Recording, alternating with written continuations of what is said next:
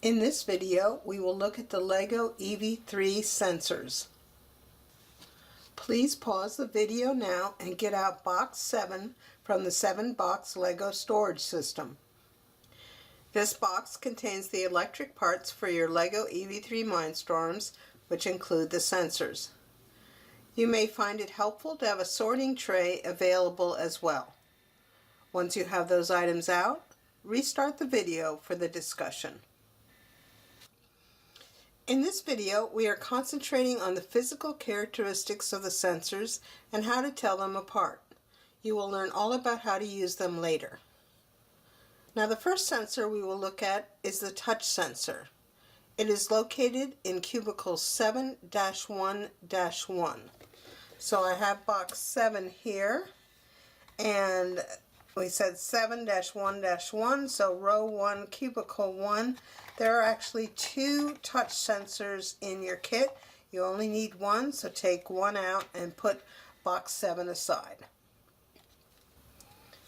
All sensors have a square hole with a notch in one end to attach a cable and a 3-hole connection point on the bottom.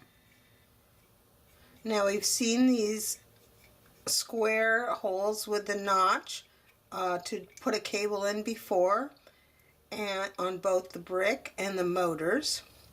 And we've also seen a connection point like this 3-hole connection point on the bottom before on the motors, and it has a center cross hole, and then it has a round hole on either side of that.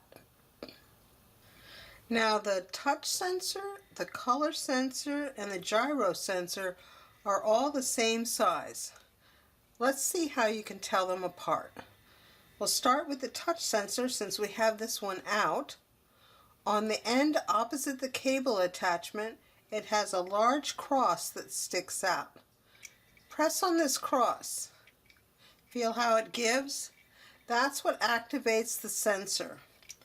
Now, in the middle of the cross is a cross hole so that you could take a cross axle and attach that inside of there and extend the reach of the touch sensor.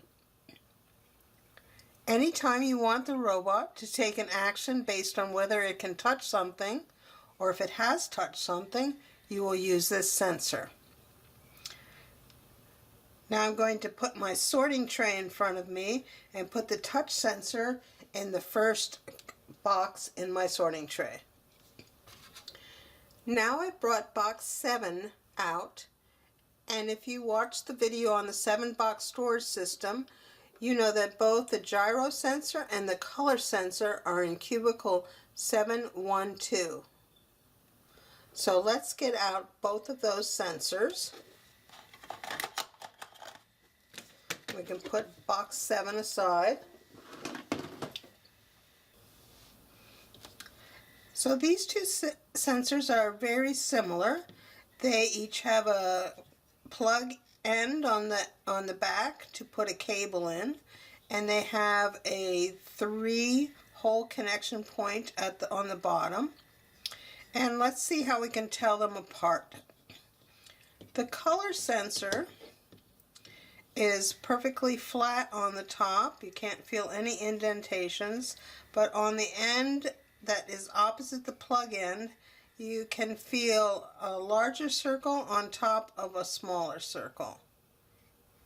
And for the gyro sensor, it has on the end opposite the plug end, you can feel that there is a kind of a slot that is coming around that front end. It actually continues onto the top and onto the bottom, whereas you don't feel any kind of thing like that on the color sensor. And also on the gyro sensor, on the top, on the end opposite from where the plug-in is, you may not be able to tell exactly what these shapes are, but they are 2 arrows facing in opposite directions with a center kind of a recessed hole there. So that's the difference between those two sensors. Now, the color sensor can detect both light and color It can detect the change in ambient light, that's the light that's in the room around you, and it can also detect reflected light if you point it down towards the surface, and that can help you with things like finding a line or line following. The gyro sensor detects rotational motion. It can be set to turn to a certain angle or to tell the difference in an angle that it has turned. And usually when you attach the gyro sensor to a robot, you make sure that the side that we call the top, that's the side that has the two arrows and the little circular recess, is facing up. The gyro sensor is very sensitive, and you will learn how to handle it later in the course. Now pause the video for a few minutes and make sure that you can tell the difference between these three sensors that are so similar. I've got them all in front of me right now. The touch sensor, remember, has that plus in the front that you can push in. The color sensor has a larger circle with a smaller circle underneath. And the gyro sensor has kind of a slot, a recessed slot that's on the front and goes underneath in the front and on top in the front, and also on the top it has the two arrows facing each other in a circular pattern and a little circular indent in the middle. Once you're confident you can tell them apart, we can go ahead and put them back in box 7. The touch sensor goes in 711, and the color sensor and the gyro sensor both go in 712. And while we have the box out, let's get our last sensor that we want to look at, and that is the ultrasonic sensor. It is in 732, so row 3, second compartment, and get out the ultrasonic sensor. The ultrasonic sensor can measure the distance to an object in front of it. It is much larger, as you can see, than the other sensor. It has two round openings in the front. One of them sends out ultrasonic waves and one receives them. It has the same kind of connection point on the bottom as the other sensors, the 3 holes with a cross hole in the center. It of course has a same kind of plug for a connecting cable in the back. And it has 2 other connection points directly behind each of the round openings.